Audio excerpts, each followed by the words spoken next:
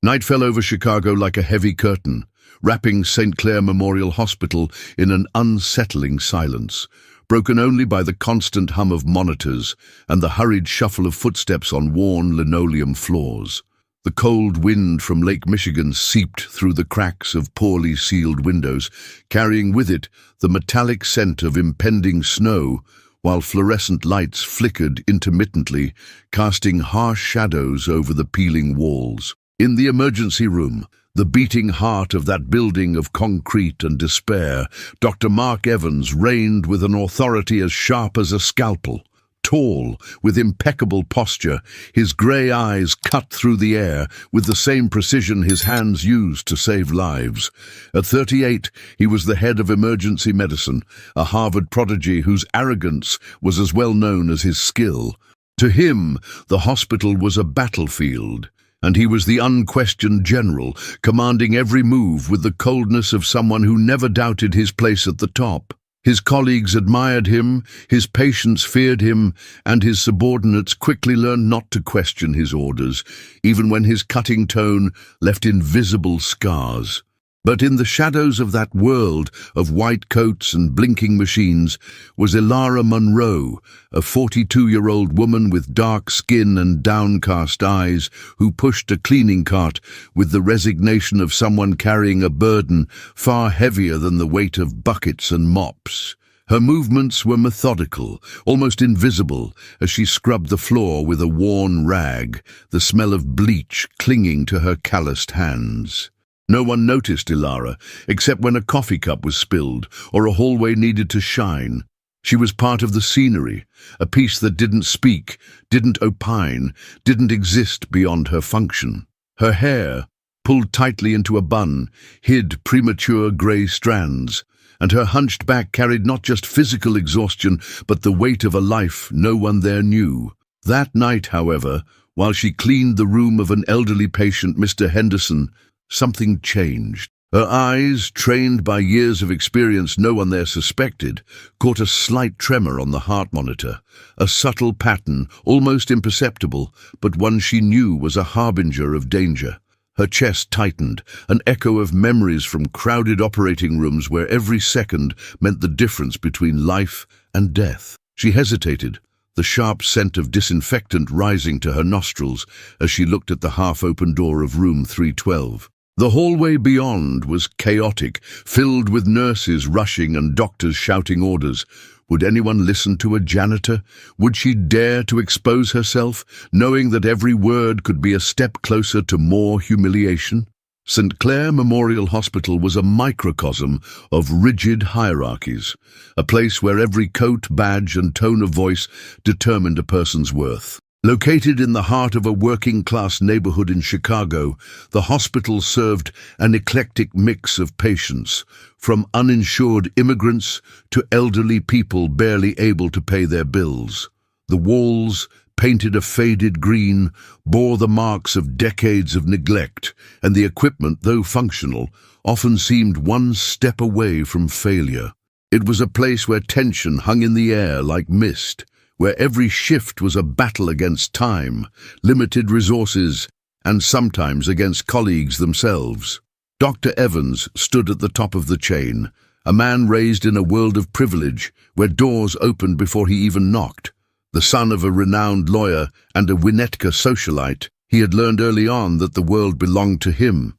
His empathy, when it existed, was reserved for patients and fellow physicians. For the support staff, he barely disguised his disdain. "Everyone in their place," he would say with a cold smile whenever someone dared to cross the invisible lines of his authority. His shifts were marked by quick decisions and impressive results, but also by a trail of resentment among those he treated as invisible. Ilara, on the other hand, carried a past no one there could imagine. Born in a country torn apart by civil war, she had once been a renowned cardiothoracic surgeon, a woman whose name echoed in operating rooms and conference halls. In her homeland, she had led teams in field hospitals, saving lives amidst bombings and shortages of supplies. She vividly remembered one night when she operated on a young soldier under the glow of flashlights, with explosions rumbling in the distance.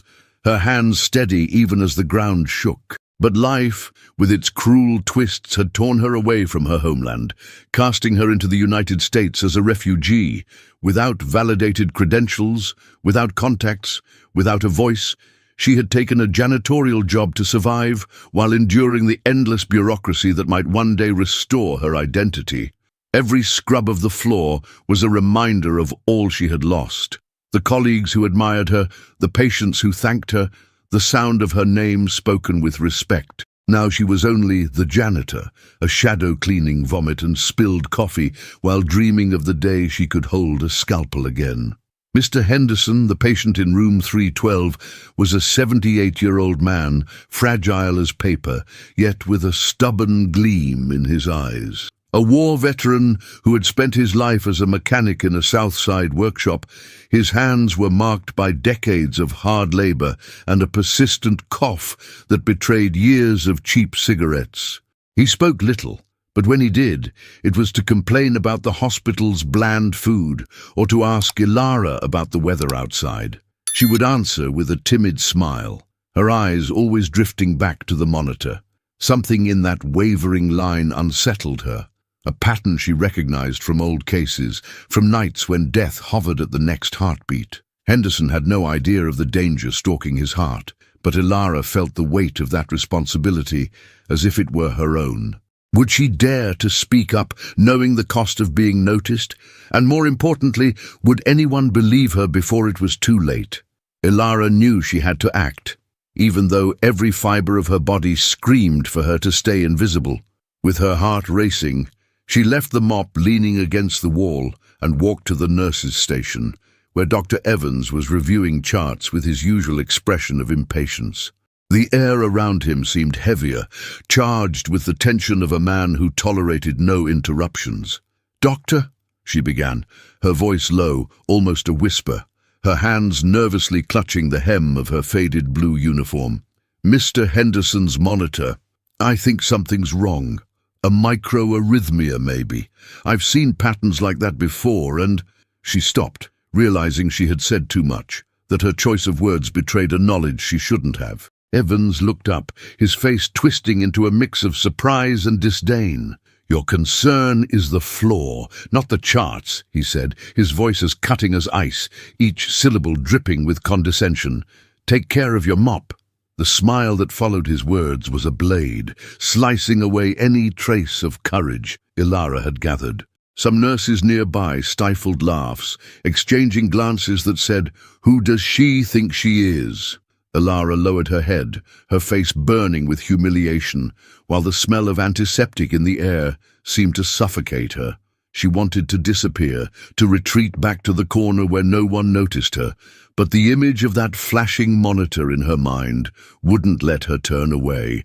But her fear for Mr. Henderson kept her from giving up completely. She tried speaking to a nurse, a young woman named Clara, who seemed more approachable, with her gentle eyes and hesitant posture. "Please just take a look," Ilara asked, pointing discreetly toward the room, trying not to attract more attention. Clara hesitated, casting a nervous glance toward Evans, who was still nearby, his presence like an oppressive shadow. "If Dr. Evans says it's fine, I'm not getting involved," she replied, returning to her paperwork with trembling hands. Ilara felt the crushing weight of invisibility, a weight she knew well, but that never stopped hurting. Each beep of the monitor sounded like the tick-tock of a clock about to stop, a countdown to a disaster only she seemed to foresee. In the days before, small incidents had already shown Ilara how little her voice mattered. Once, she had tried to warn about a water leak near an electrical outlet, only to be ignored until a short circuit caused panic. Another time, she suggested a medication cart was poorly organized, and Evans scolded her for interfering. Every attempt to be seen was a reminder that, in that hospital, she was nothing more than a pair of hands for cleaning. Now, leaning against a sterile hallway, the smell of disinfectant mixing with her anxiety, she wondered if it was worth continuing to fight. But the memory of patients she had once saved, of grateful faces and preserved lives, wouldn't let her give up. What could she do against a system that reduced her to nothing? Was there a way to be heard before the worst happened? As the tension grew in the emergency room, other dramas unfolded in the halls of St. Clair, intertwining with Ilara's silent struggle. Clara, the nurse who had ignored Ilara's warning, carried her own insecurity like an invisible burden. Fresh out of nursing school, just 24 years old, she still felt the weight of every decision, the constant fear of making a mistake that could cost a life. Coming from a humble family of Mexican immigrants, she had worked as a waitress to pay for her studies, and now, at St. Clair, she lived under the pressure of proving her worth. The intimidating presence of Evans only amplified her anxiety. Every order from him was a trial by fire, and questioning him was a risk she wasn't willing to take. Deep down, Clara knew there was something genuine about Ilara's insistence, but the hospital's hierarchy paralyzed her. She remembered a conversation with her mother, who always said, "Keep your head down and work hard, mija." But what if her cowardice had a price? Could she bear the guilt if something happened to Mr. Henderson? At the same time, Mr. Henderson, unaware of the danger circling his heart, was visited by his granddaughter, Lily, a 16-year-old with a nose piercing and the look of someone carrying the weight of the world. Lily had grown up in a rough neighborhood where gangs were a constant threat, and her grandfather was her anchor, the only one who understood her. She had come to bring him a drawing she made, a pencil sketch of an old car he had repaired decades earlier, but the tension in the air made her frown. Sitting by his bed, she noticed Ilara in the corner of the room, cleaning with an expression of anguish that didn't seem to fit someone who was just doing her job. "Why is that woman staring at the monitor so much?" she asked, pointing at Ilara with a sharp curiosity. Henderson shrugged, too weak to care, mumbling something about nosy people. But Lily, with instincts sharpened by years of surviving in a hostile world, began to watch Ilara more closely. There was something about that janitor that didn't seem ordinary. Who was she, really? Could Lily uncover something no one else saw? Behind the scenes, Ilara faced another blow that made her situation even more unbearable. During a break, while resting in a supply room, Evans publicly reprimanded her for loitering near Mr. Henderson's room. He had caught her looking at the monitor again, even after his initial warning. "If I catch you snooping where you don't belong again, pack your things and get out of here," he threatened, loud enough for others to hear, including a group of nurses who exchanged uncomfortable glances. The humiliation was a physical weight, a burn spreading across her chest, but the real terror was knowing that while she was being silenced, Mr. Henderson's heart could stop at any moment. She returned to work with trembling hands, the sound of her own heartbeat echoing in her ears. How much time was left? Would life give her a chance to prove she was more than a shadow? The silence of the night was shattered by a piercing alarm that cut through the air like a blade. In room 312, Mr. Henderson's monitor displayed a flat line, a terrifying void that seemed to drain all sound around it. Cardiac arrest. Evans' team rushed to the room, a whirlwind of voices and movement, shoes squeaking against the floor as orders were shouted. "Defibrillator now!" the doctor barked, while nurses fumbled in the urgency of the moment, their hands trembling under the weight of responsibility. Clara, pale, tried to keep her composure, but her eyes betrayed her panic. Evans, his brow furrowed, coordinated the team with his usual precision, but something was wrong. Amid the chaos, a problem arose. The portable defibrillator, which should have been charged and ready, failed. A weak buzz escaped the machine, followed by a deadly silence. A second of hesitation hung in the air, a second that could be fatal. Ilara, watching from a distance, leaning against the hallway with her cleaning cart, felt time slow down. Her instincts, sharpened by years in operating rooms under impossible conditions, took over. She knew what had to be done, even if it meant crossing a line from which there would be no return. Without thinking of the consequences, she let the mop drop with a dull thud and moved forward. Her steps were steady, her expression one of supernatural calm, as if she were stepping into a territory that belonged to her. Before anyone could stop her, she grabbed a scalpel from the tray of instruments and, with a precision that seemed impossible, performed an emergency procedure to relieve the pressure in Mr. Henderson's chest.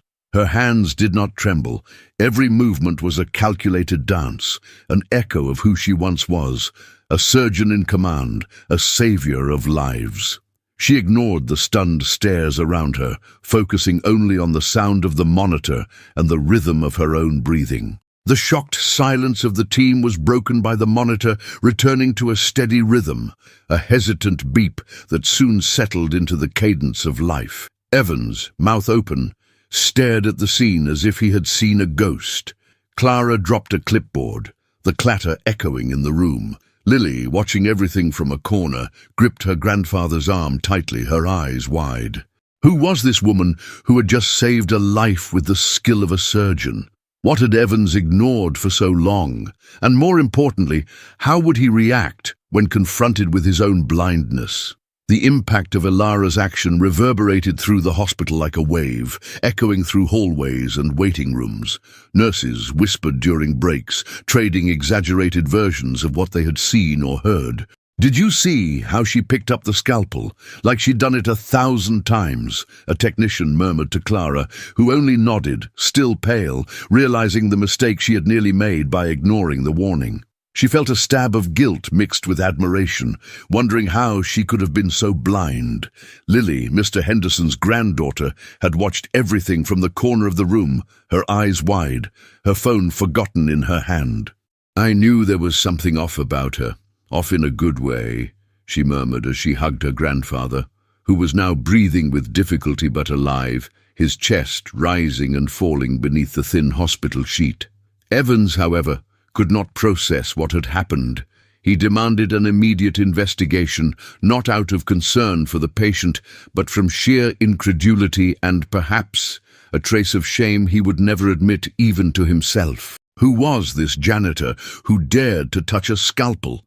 How could she possess such skill? He spent the following hours in meetings with administration, his normally confident voice now tinged with irritation.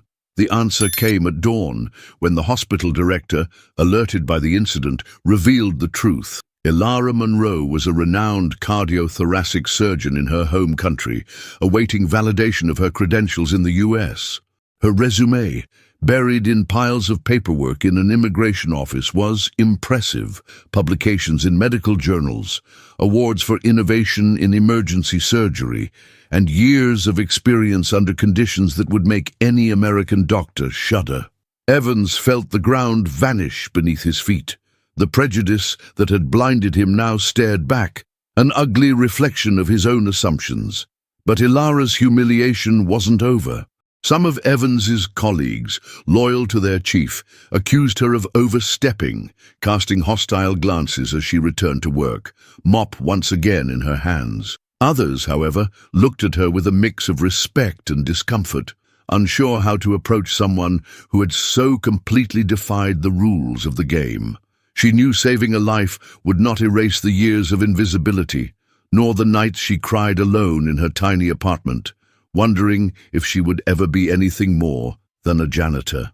Would the truth of who she was be enough to change her reality, or would it be just another fleeting moment before returning to silence? In the days that followed, Ilara faced a whirlwind of emotions, oscillating between hope and despair. The news of her intervention spread throughout the hospital, and some staff began treating her with hesitant respect, greeting her with timid nods or smiles that felt almost guilty. Lily, Mr. Henderson's granddaughter, became her fiercest defender, insisting her grandfather thank the woman who saved him. In a moving moment, the elderly man held Ilara's hand, his eyes misty, his paper-thin skin trembling against hers. "Thank you for not giving up on me," he said, his voice weak, almost a whisper, but heavy with a gratitude she hadn't felt in years. For the first time in months, Ilara felt a glimpse of who she used to be, a doctor, a savior, someone who mattered. Meanwhile, Evans faced his own internal reckoning, a conflict that caught him off guard. Each time he passed Ilara in the hallways, he felt the weight of his past words pressing on his chest like a stone.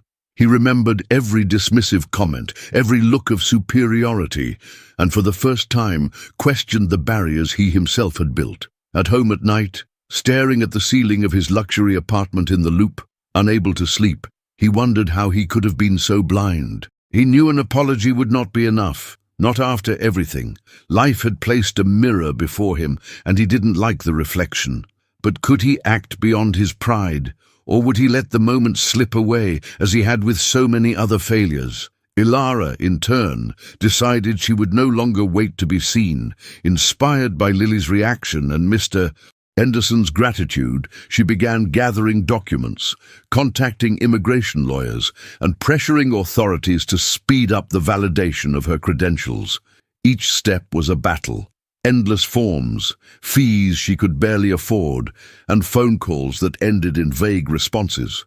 But she was no longer willing to be a shadow. She spent sleepless nights writing letters, researching American immigration laws, and seeking allies in refugee support organizations. What awaited her at the end of this fight? Would life, after taking so much, finally give something back? Months passed, and the tension at St. Clair reached a new level. Like the air before a storm.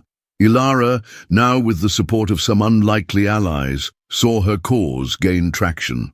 Clara, who had become a friend after weeks of hesitant conversations during breaks, helped her organize documents and make contacts. Lily, in turn, used social media to tell the story of the janitor who saved my grandfather, creating a hashtag that began drawing local attention. A journalist from the Chicago Tribune, intrigued by the case, published an article about the obstacles faced by immigrant doctors in the U.S., using Ilara as the central example. He cited alarming statistics: over 6,000 refugee doctors in the U.S., working in menial jobs due to bureaucratic barriers, according to a 2023 report, and highlighted how the credential validation system could take up to 5 years. Public pressure began to mount, and the name Ilara Monroe became a symbol of resilience for many. Evans, under the watchful eye of his superiors, realized ignoring the situation was no longer an option. The hospital director, a pragmatic man named Dr. Wallace, called him into a private meeting, making it clear that St. Clair's reputation was at stake. "If this story blows up negatively, we're the ones who pay the price," warned Wallace, tapping the table with a bony finger. Evans could use his influence to help Ilara, but that would mean publicly admitting he had been wrong. He had contacts on the state medical board, favors he could call in, but the cost to his ego was immense. At home, he weighed his options, staring at a pile of emails from colleagues questioning him about the case. The choice was clear, but the decision ate away at him. Meanwhile, Ilara received news that could change everything. Her validation was just days away from being approved, but one last bureaucratic obstacle threatened to delay the process for another year. A crucial form, lost in some government office, needed to be replaced, and the deadline for submission was impossible to meet without outside help. Frustration consumed her, but she knew giving up was not an option. She spent sleepless nights trying to find a solution, while Clara and Lily organized a small support campaign outside the hospital with signs and online petitions. The stage was set for a final showdown. How would she face this last blow? And who, in the end, would decide if she could reclaim her identity? On the morning of the final decision about her credentials, Ilara arrived at the hospital with her heart in her throat, her stomach churning with a mix of hope and fear. She wore her janitor's uniform for the last time, but carried a folder full of documents, each page a testimony of her struggle. It was no longer just a personal matter. Her story had inspired others, and a small group of supporters, including Clara and Lily, waited outside the meeting room where the committee would decide her future. Lily held a handmade sign that read, "Let Dr. Ilara save lives," while Clara handed out flyers with the newspaper article. But the final obstacle was that missing form, a technical detail that could delay everything. Ilara knew that without intervention, her years of waiting would be in vain. Evans, summoned as a witness to her performance during the incident with Mr. Henderson, entered the room with an unreadable expression, his face a mask of neutrality. He sat at the committee table, avoiding Ilara's gaze, while the members discussed the case in monotone voices. He could have remained silent, letting bureaucracy swallow Ilara once again, as it had so many times before with others. But in a moment that surprised even himself, he spoke. "I underestimated this woman," he admitted, his voice firm, in front of everyone, each word sounding as if torn from his chest. "She saved a life when I failed to see the danger. If anyone deserves to be in this room as a doctor, it's her." He then presented a document he had obtained through his contacts, a certificate that filled the bureaucratic gap, secured after hours of phone calls and favors cashed in. The committee fell silent for a moment, members exchanging looks of surprise. The tension in the room was palpable as Ilara watched motionless, her hands gripping the folder so tightly her knuckles turned white.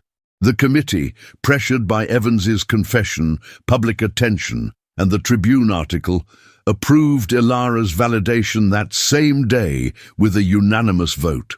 When she received the news, there were no tears, only a deep silence, as if the weight of years had finally been lifted from her shoulders.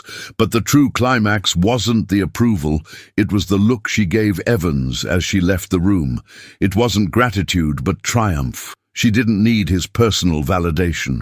She had earned it on her own, against all odds, against every word of disdain he had thrown at her. How would he react to this silent victory? Would he understand that in the end it wasn't him who had saved her, but she who had risen above everything? Months later, St. Clair Memorial Hospital was a different place, at least for Ilara. She now wore a white coat with her name embroidered on it, Dr.